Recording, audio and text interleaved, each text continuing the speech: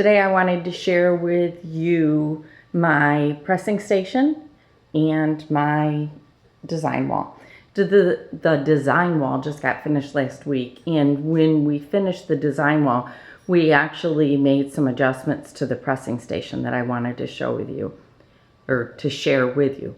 So here's an overview of it. And the next thing I'm going to do is take you right over to the design wall so that you can see what's going on there. So this is my design wall. How we made it, or my husband made it, was we took two, I think they were 4x8 sheets of foam insulation board, and they had two kinds. They had one that was reflective or was colored, and then they had a blue one, and then they had a white one. And the white one had a foil back. So we picked up two of the white ones, and what we did was we used white duct tape to put the two pieces together on the white side, and then we used just regular duct tape to tape the two pieces together on the reverse side. And then we covered it with white flannel. That's all it is. The overall is 8 feet high by 7 feet wide. So as you can see, I have a lot of space. These are 16-inch blocks, or actually 16.5 unfinished, and these are 6.5 unfinished blocks. This is the Moda sampler block shuffle that I'm working on right now. I'm getting ready to start to put the borders on and the setting squares to go with it. So this is the board. We used washers to attach it so that the screws didn't screw in really, really tight. So far, I'm really happy with it. I've been using it for over a week, and it's working out really good. I wished that I had gotten, there is some flannel that has vertical or squares, box checkses, so that you can line things up easier. But what we've decided to do is we're just gonna do a straight line across the very, very top of this, and I'll put a string or a piece of yarn or something across it, or maybe even a pretty ribbon, so that I've got a straight edge to go by. Because when I went to set this up so that I could see what it really looked like, I found that that was really important, and I truly wanted it. So anyhow, I'm really thrilled with how it is working out. I love the way it looks, and it is definitely serving its purpose for me. So there's my design wall. And the next thing I'm gonna do is I'm gonna turn the camera so that you can see my pressing station, and I will also show you what's inside of it. Believe it or not, I don't have a lot in here, but I'll show you what we've got going. So here's the front of my pressing station, and what those pieces are is just two kitchen base cabinets. That's all they are. They were purchased at either a Lowe's or a Home Depot. I would suggest a place like Mr. Seconds to look for something like that. And that's all they are, is two kitchen base cabinets. That's it, with a 1-inch piece of plywood on the top. And I'm going to take you over and show you what that looks like. Here is looking at the top of the pressing station, and those are obviously the windowsills you're seeing to your right, to my left, and little Christmas candles. We just finished up Christmas, so the Christmas decorations are still up. But this is ironing board material. This is a product that's made by a company by the name of Bonash, Bonash, and I'll put a link to them below. But this is really, really nice, because what it actually is a normal ironing board cover. So it has that reflective, built into it, so that when you press something, it really is somewhat being pressed from both sides. So that's what this is. The folds, or the creases from how it got delivered, because it came in a package, are slowly coming out. They said that they would, you just press them out. And how I attached it was, I left my cotton batting down, okay, because I already had cotton batting down. And because it's adhesive, I was able to just wrap it right around the edges and secure it underneath. And it's secure. And so far, so good. It's working out great. And of course, there's my iron. And I always have a couple of things right near the ironing board. One of them is a spray bottle of water. The other one is magic sizing. And the third thing is over on the windowsill, and that's Mary Ellen's Best Press. Those are really the three products that I use when I am pressing anything. If you've followed me for any amount of time, you know I'm a huge presser. That's what I like to do, is I like to press stuff. So we'll move on to the drawers now. This is my very first drawer. This is the top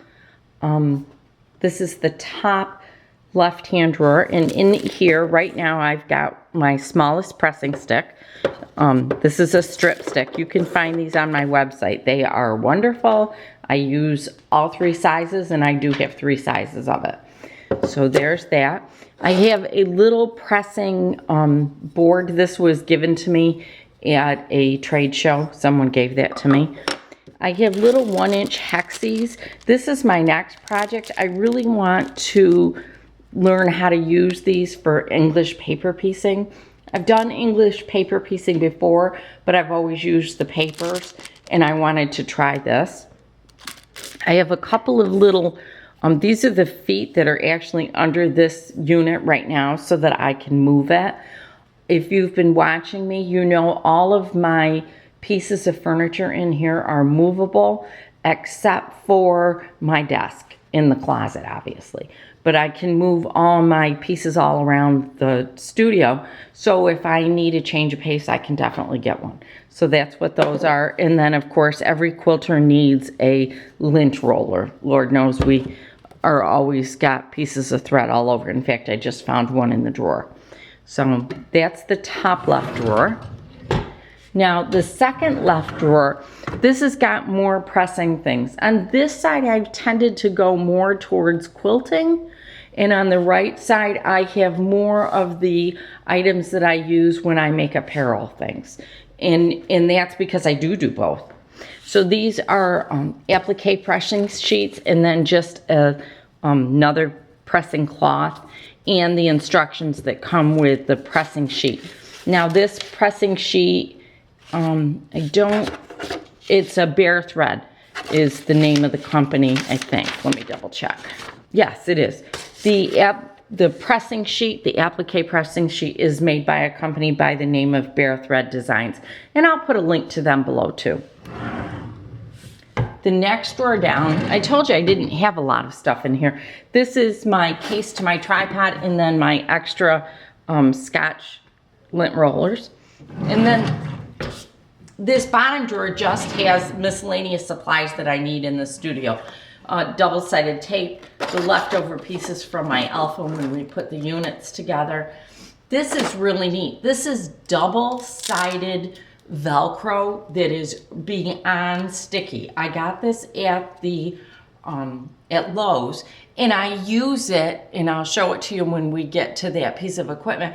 I use it to hold my surge protector up underneath my sewing table, which is really great because it's out of the way.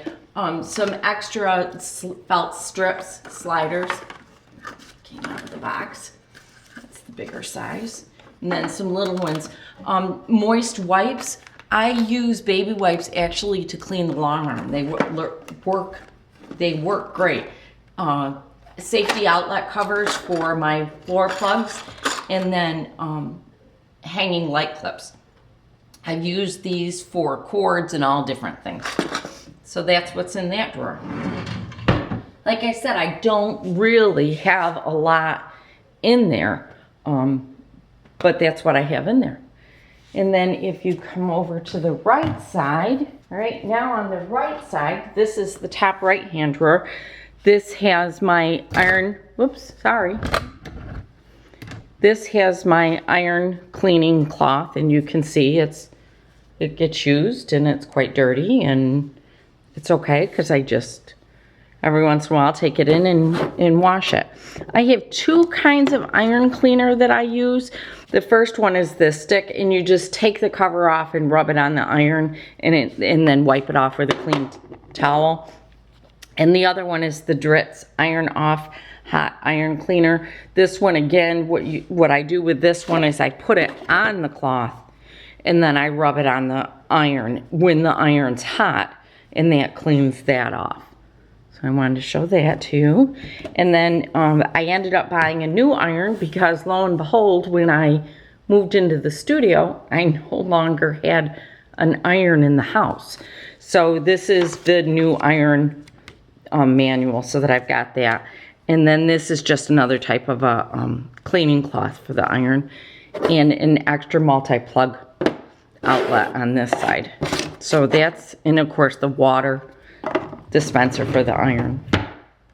Then the second drawer down on the right side, as I said before, this has all of my really more of my apparel sewing stuff. So I have my ham and my sleeve press, and this is another tool for pressing clothes, doing clothes alterations. I made a custom coat once, and that came in really handy. And then I have a custom sealing iron. Now this gets used for both quilting and for clothes garment sewing, but I tend to use it a little bit more for garment.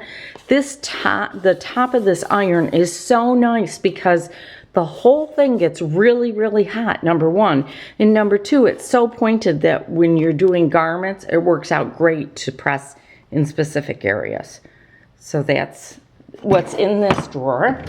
And then in the bottom drawer is really more, this does not belong in here. That's 505. This is all my interfacings. I do have my steam-a-seam, which is obviously a quilting project, but my steam-a-seam, my more pressing stuff, interfacings, that type of stuff. This is the old leftover fabric from my last pressing station that we've now taken off, but it's just a little scrap piece. So that's really just interfacings in there. So that's the front of that. So there's one more thing I want to show you on this. I wanted you to see my hummingbird. The artist, when she came in and painted these pieces, she put hummingbirds in on a couple of different ones, and I just absolutely love them. So there's my hummingbird. I hope you enjoyed the little tour that I did of my pressing station and my design wall. I will tell you, I've never had a design wall. This is my very first one, and so far I am thrilled to pieces with it. It is huge, and I understand that, but it takes up one wall. My desk is actually on the back side of this wall, so it works out perfectly. And I realized that I did not give you the dimensions of the top of the pressing station. The pressing station is about 26 inches wide, and it is 5 feet long, so it's 60 inches long.